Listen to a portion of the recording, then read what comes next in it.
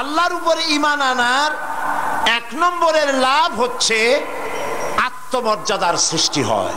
যারা আল্লাহর উপর ঈমান আনে তাদের আত্মমর্যাদার সৃষ্টি হয়, পার্সোনালিটি, শখসিয়ত তৈরি হয়। এমন শখসিয়ত হয়, শখসিয়ত মানে কি? পার্সোনালিটি। পার্সোনালিটি মানে কি? ব্যক্তিত্ব। ব্যক্তিত্ব তৈরি হয়।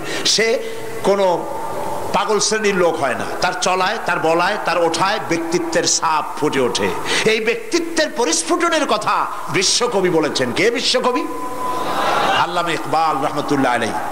আল্লামা ইকবাল রহমতুল্লাহ আলাইহি তিনি বলছেন, খুদি কো কর ইতনা বুলন্দ, खुदी को कर इतना बुलंद कि हर तकदीर लिखने के पहले खुदा पूछे बंदे को बता तेरी रज़ा क्या है।